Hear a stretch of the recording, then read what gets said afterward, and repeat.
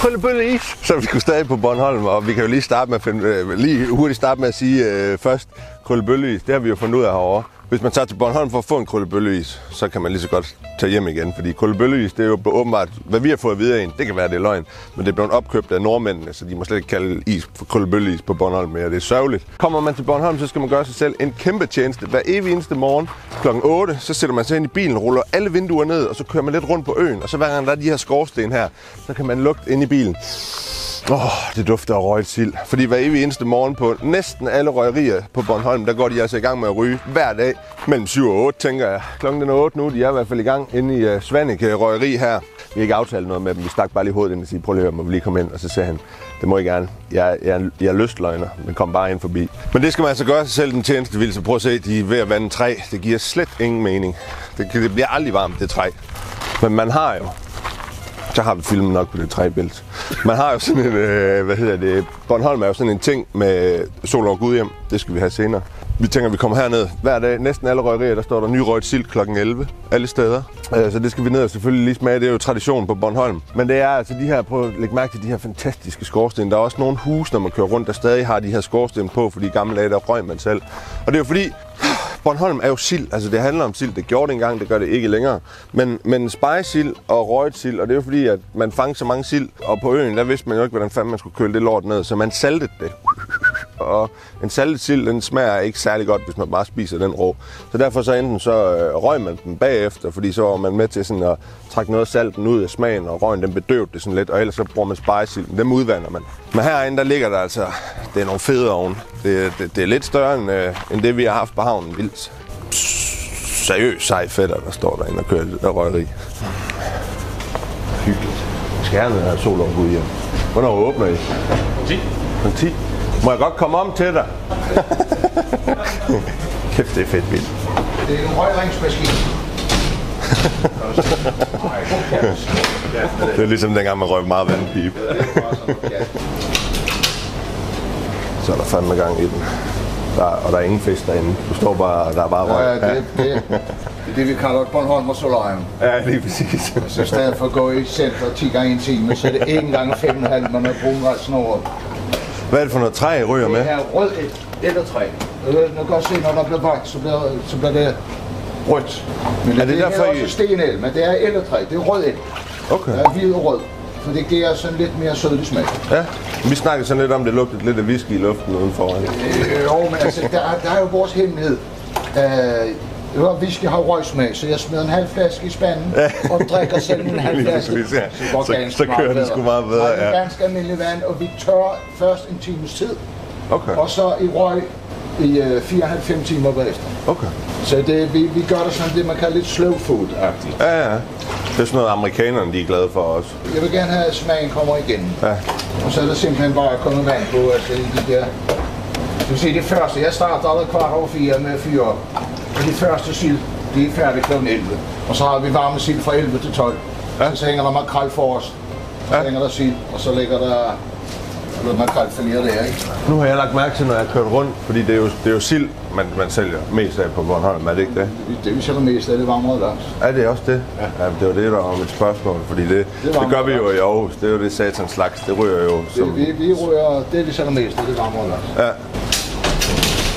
Hvor gammel er det røgeri her? Det er fra 1918. 1918? Og jeg er 4. generation, min søn er 5. generation. Er du ejer her? Ja. Nå, så er det jo den rigtige mand, vi snakker med. Så er det også dig, der kan tage stilling til tingene. Og det er noget, altså det her, det er jo livsstil. Altså jeg møder klokken 3:15 om morgenen, og skærer fisk, og så fyrer jeg op 4:15.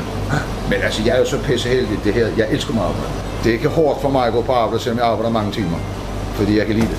Ja, det er dejligt. I vores unge dage, når børnene var små, så lå de på hylderne og fik sult. Seriøst, altså det er ikke engang en joke. Mens du stod og lavede røgring her, så... Så man skal være sådan en halskører. Men altså, jeg er sgu så heldig, jeg kan lide med arbejde. Nå, det er dejligt. Længere vi bare startede, der arbejdede vi altså i 7 dage om ugen. Aldrig under 15 timer. Hver dag. Det skal man fandme ikke gøre, altså, fordi man bliver sgu... men der er man så ung, ikke? Altså, jamen, du er også, fuldblodig Bornholmer, kan man godt... Jeg hedder også kofod. Gør du det? Kåfod. Kåfod. Det ved man, så stammer man fra Bornholm. Så er man sgu indgroet. Ja. Jeg læser ikke, altså når jeg skriver, så slår jeg jo runer i sten. Stadig. Det er derfor, når vi har en bog, der er ingen, der kan lytte den. Nej, der er ikke nogen, der tager noget som helst. Det har lidt muller.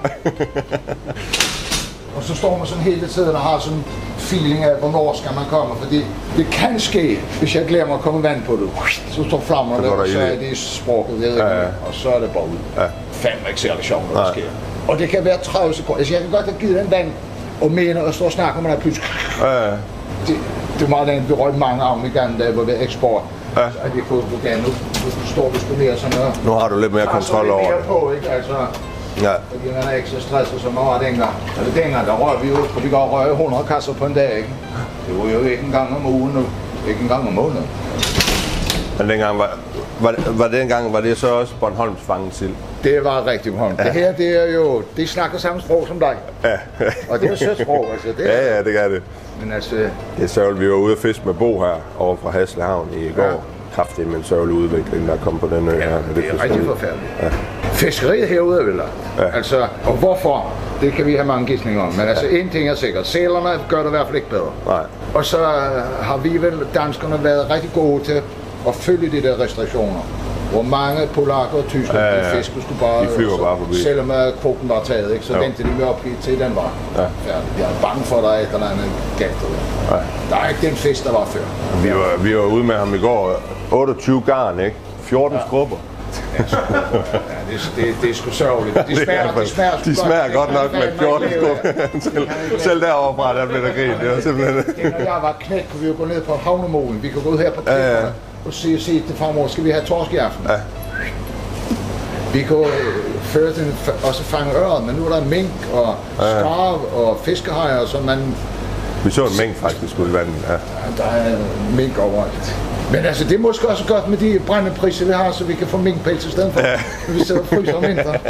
Jamen det sagde jeg også til Bo, at I må lave en turistattraktion ud af at sælge noget sælpels herovre, og nogle sælstøvler, og så komme i gang med at få dem skudt for sig. Man skulle skyde det ud på Christiansø i stedet for.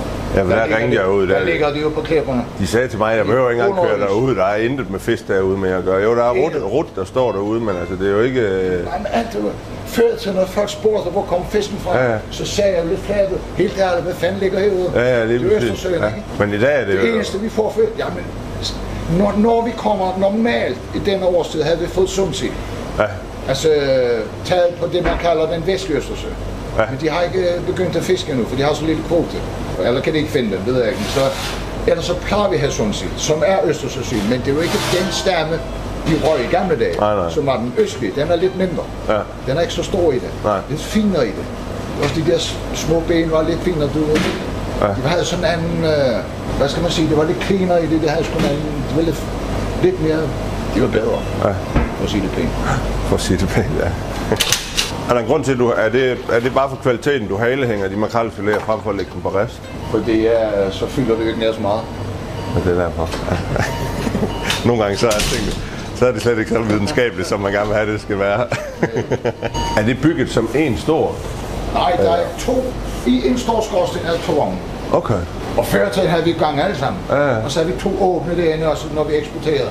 Og så drønede vi rundt på 16-17 sådan her på en dag. Og drønede rundt, tømte helt nyt på 25 spæd, altså 1000 siljer og bare afsted, og så inden vognmanden kom, og så skulle de være pakket, og stod med trææsker med sømpestol.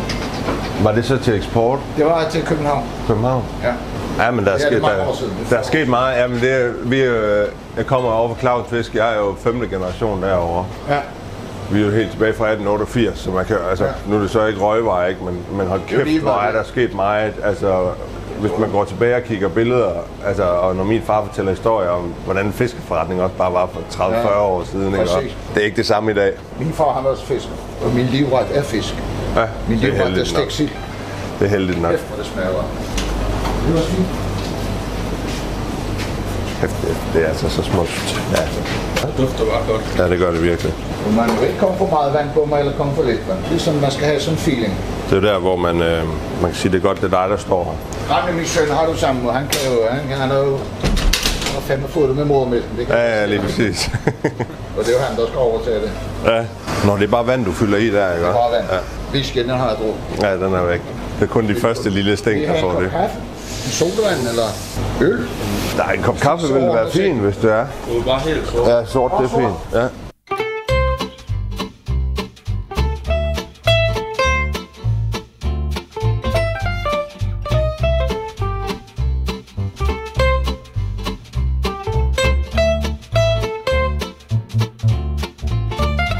Har I åben hver dag? Ja. Eller onsdag. Hele året, eller hvad? Nej, fra ugen før påske til efterårsferien med. Lukker I så ned, eller har I så bare åbent mindre dage? Helt ned? Ja. Ja, okay. Gør alle røgerier det? Altså, så hen over vinterperioden, der er ikke... Hvad fanden laver I på Bornholm så? Om vinteren? Om på jagt. Går I på jagt? Det er en dejlig ø. Ja, det er sgu. Det er en skøn ø. Jeg elsker at være herovre. Jeg tror, det er 4. gang, jeg har været herovre. Jeg synes simpelthen, den er så fantastisk. Der er mange sådan, også spændende sådan, altså lokalt. Ham der vinmanden også. Nå, ja. Hvad hedder det? Vindegård, eller hvad fanden det hedder, ikke? Der er nogle gode små steder. Vi har nogle gode originaler stadig. Ja, lige præcis, ja. Ja, vi er en af. Prøv at kigge udenfor. Det er bare sådan helt decent. Ja, det ligner en slagmark. Ja.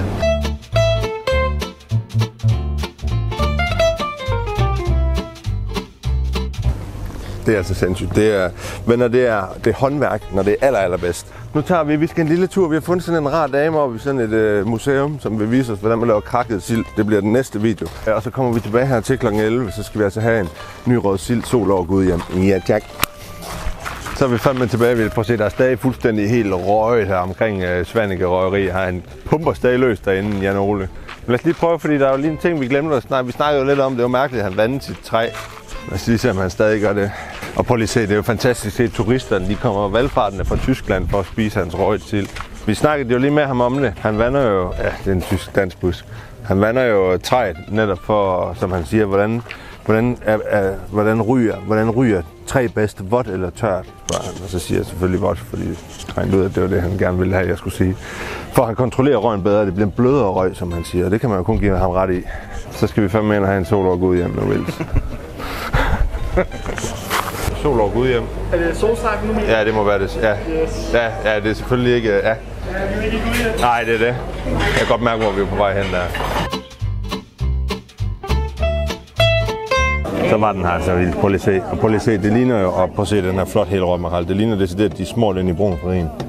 Så flot det er med hans, ja, det er faktisk nogle af de flotteste røgvarer, jeg nogensinde har set. Sol over solstrejf, som det hedder her jo. Ellers er det jo sådan sol over Gudhjem, man siger, når man er på Bornholm. Solstrejf, fordi vi ikke er i Gudhjem, men Svanike. Røget sild, så får man jo en æggeblomme til, lidt rødløg og purløg, og så lige lidt radis på top. Ja, så har vi selvfølgelig lige taget en sidevogn i form af en fiskfrikadelle. Kom til Bornholm, men det er pisfedt. Tjus! Smager godt. Get out of here.